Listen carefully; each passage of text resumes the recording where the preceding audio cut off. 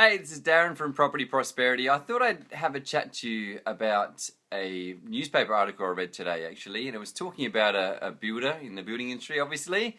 And I just thought I'd have a bit of a chat to you about what the worst thing that can possibly happen to a builder is, basically. And in this situation, it was bad publicity. Someone obviously written an article about how they'd made losses over the last couple of years, and then at the moment they're being taken to court for not paying some of their suppliers.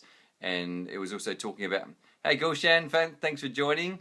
And they were just talking about how some of their customers are having delays on their builds, and so unhappy customers, not really sure what's going on. So the reason I thought I'd have a chat to you about this is because basically this is the worst thing in the world for a builder. So I think you've heard from previous episodes of talking about builders and how difficult an industry it is to be in. Particularly, one of the reasons why it's so difficult is for cash flow, essentially. Cash flow meaning, you're going to need to be able to pay for things up front before the money comes back, essentially. So legally, you're not allowed to, as a builder, you're not allowed to charge people for work that hasn't been completed yet. So essentially, imagine building a house. Let's say the house is worth $200,000. You're going to be building put down the slab of the house. You charge a fee for that. So you're going to put it down first before you actually can charge people for it. So let's say, that's worth $40,000. So you've got to fork out the money up front to put down the slab of the house before then you can charge them the $40,000. And then likewise, then you put up the frame and you put up the brickwork and you charge them another, $50,000 or whatever it happens to be. And so over time, you're always paying up front first, and then you get paid second. So the issue with that, and why that's a problem, you imagine that's okay if you're building one house, you need to put down 40 grand up front. Generally, you should get paid within 7 days. Sometimes what happens is there can be delays in payments for a whole pile of reasons. Just maybe obviously a lot of the people that are building haven't done it before. They're not really sure how banks work and how they get paid, and the bank might ask extra questions. They're not sure about things. And so backwards and forwards and backwards and forwards. So you can imagine from the builder's perspective, they've done the work, they've laid the slab down, they're sitting there waiting to get paid, and then they haven't been paid. And there's not really, there's no reason to suspect they won't get paid. The issue is, for the builder, they've forked out $40,000 up front, and they're sitting there waiting to get paid. So the way they've had to fork out that $40,000, they've had to borrow money from the bank, basically. So it's costing them money on top of that. So essentially, they're lending that owner, their client, some money. That $40,000 is covering the cost until they get paid back, essentially. So they're getting charged interest on that amount of money. So the reason why that's important, if you can imagine that we fork out, $40,000, that's one house. Imagine we're building 10 houses, that's $400,000. Imagine we're building 100 houses, that's $4 million. So you can see how the numbers can get really large really quickly. And you might say, hey, well, they're getting paid in 7 days anyway. It doesn't take very much for it to turn around slightly, and before you know it, you're meant to get paid in 7 days, it ends up being 14 days or 30 days. And obviously you get money back, and obviously you earn a profit on top of that. But it can be quite quickly that numbers can turn the opposite way, and it can purely be because of holding costs, or it might be a situation where the bank doesn't want to extend the situation, they'll lend you any more money. So you've taken on this job, and you can't actually lay the slab down until you get paid for another job, because you need to fund it yourself, essentially. And so in that situation, you can understand then why a builder might have to delay some of their builds, because if someone hasn't paid them quick enough, they can't actually lay down the next slab. And the reason why that's an issue is because their tradies are sitting around waiting to get paid too. So the builder is waiting to get paid from the client, and then the tradies are also waiting to get paid by the builder. So what creates this cycle that, firstly, they've got to start delaying some of their clients because they haven't got the money in from a previous client, and likewise they start to delay some of their tradies. And what happens then is these delays cause a huge amount of problems, not just with cash flow, but also their reputation. And so tradies start to get annoyed they're not getting paid up front. And particularly if the builder's not big enough, the tradies will just go somewhere else. Hey, you haven't paid me, I'm going to go somewhere else.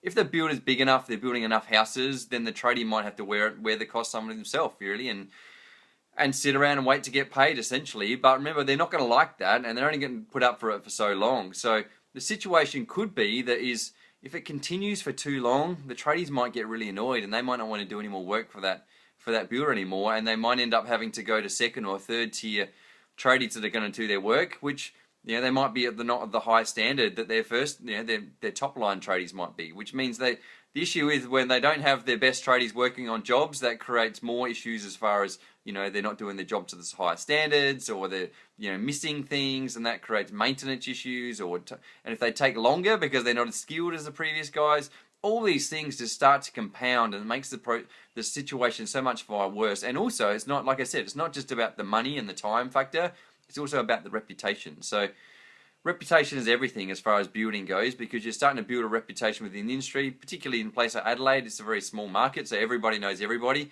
Everybody knows, what's going on. So as far as, within the industry, all the tradies know if they're not getting paid on time, and they know what the situation might be. And obviously there's going to be less loyalty if they're not getting paid, and if they got delays and they're causing hassles to themselves, essentially. Because remember, the tradies have got staff working for them that they got to pay bills for. So it just works on all the way down the line. It just creates this compounding problem. It just makes it worse and worse for everyone.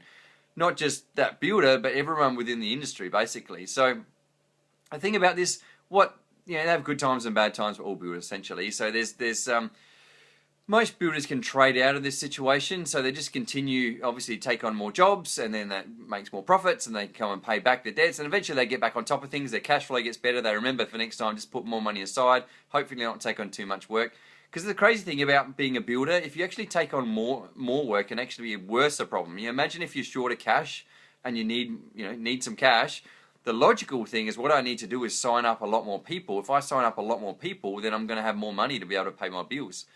The issue is, if you sign up more people, let's say we sign up, 10 more clients. We've got no cash, so we've got to sign up more people. We sign up 10 more clients. That means we need another $40,000 for the slab, times by 10. That's another 400 grand. I need to be able to put the slab down. So you've always got this issue. I need to pay out before I can make money. And so the situation when cash flow becomes really tight, what you need to start doing then is actually taking on more jobs, but you can't take on more jobs because you've got this short cash flow situation. And unfortunately or fortunately, the banks know you more than anybody else knows you. So, everywhere else in the industry, you have to rely on, hearsay and trying to make assumptions about things, whereas your banks will know exactly what's going on. They can look at your bank statements, they can see what your situation is. And so it'll get to a point, if the banks are worried that, you're not going to be able to meet your debts, then they'll stop lending you money. And so you have this situation that you need more money, you need to take on more work to be able to pay back, the debts you've already got. But then eventually the banks just say, hey, we're not going to lend you more money, which means, how are you going to take on more work? Because you can't foot the bill up front before you can get paid for it. So you get in this situation where you're essentially just stuck. So you can't finish off a lot of jobs because you don't have the money to finish it off until you get paid. So it creates this endless cycle. Sometimes builders can get out of this cycle and they can work their way through it. It's a matter of cutting back and trying to keep their costs down as low as possible and trying to work their way through this process. Where this situation can, what I describe as the kiss of death, where it can all go totally wrong, is if it becomes public knowledge that they're struggling with their cash flow, or they're struggling to pay their bills. The reason why that becomes an issue is because, remember, the only way they're going to get out of this problem is to get more work. And so if they can't take on more work, because remember, what's going to happen is, if it gets out of public knowledge, if I'm a person weighing up which builder I'm going to go with, and suddenly it's revealed in the newspaper that this builder is potentially not paying their bills and potentially delaying the build and potentially, might go broke, am I likely to go with that builder compared to another builder? No, I'm going to go with the other builder. Even the crazy thing is, even if the other builder is more expensive, then I'll still probably go with the other builder because I want to make sure my house is going to get built. So you can see how this is compounding again, in the sense that you're going to struggle to take on work because people are more likely to go with other builders, even if they are more expensive. So what you end up having to do is trying to convince people to go with you. How are you going to do that if you can't convince people based on reputation? Really, you're going to have to convince people based on price, which creates this final nail in the coffin, I suppose, in the sense that you're going to have to start dropping your price to convince people to build with you. And when you need the money the most, and again, it's nothing to do with the quality of the build or the anything to do with you as a business. It's just purely this cash flow problem means that finally you have to start dropping your price to try and compete with someone. And the thing is, people aren't going to go with you anyway. They're going to go with the other guy, even if he is more expensive, and then you have to drop it more. So you're relying on these people that essentially either don't know about the situation you're in, or secondly know about the situation but they're willing to take a bit of a punt because you're so much cheaper than the other guy. They'll just see what happens and hopefully they can work their way through it. So you can understand why you have to be significantly cheaper than your competitors to try and get more work and trying to work your way through this process. But again, you're cutting when the industry's in a stage where margins are really low anyway.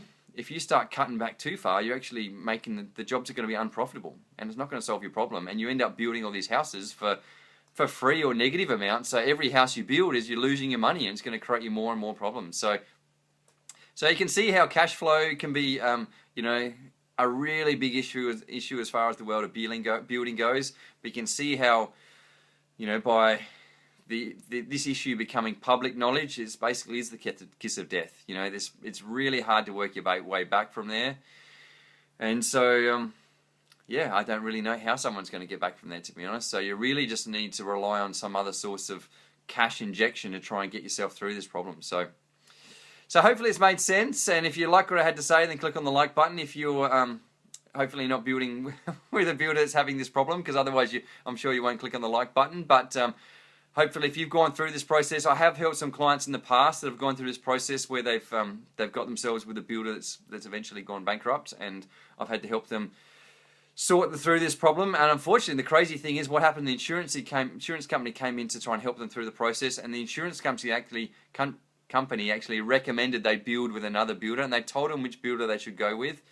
I knew that builder was struggling too. I knew they shouldn't go with that builder. Unfortunately for me, fortunately for my clients, I suggested they shouldn't go with the insurance company's recommendation. They end up going with another builder to finish off the house, and obviously they got the house all finished off. But all of the people that did take the advice from the insurance company, they switched to another builder, and that second builder then went bankrupt. And so the other people, not my clients, but the other people had the situation where they had, the two builders went bankrupt on them. So you can imagine, my clients, it ended up taking them, it was probably 2 years of trying to get their house built before the builder actually went bankrupt. And then, I managed to pass them through another builder that did the right thing by them, got them all finished off, and they're, within relatively a few months.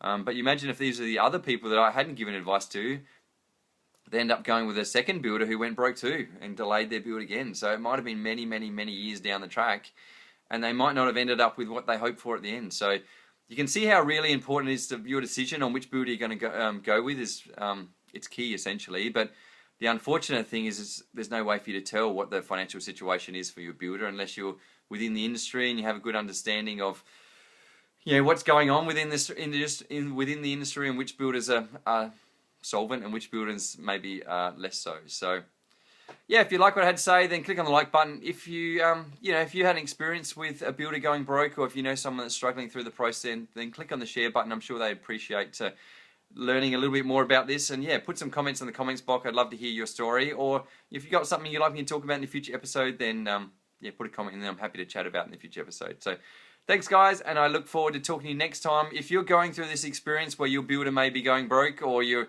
a bit hesitant and you're wondering whether they may be going broke, then send me a message. I'm happy to have a chat to you, and hopefully I can talk you through the process and maybe get you back on track.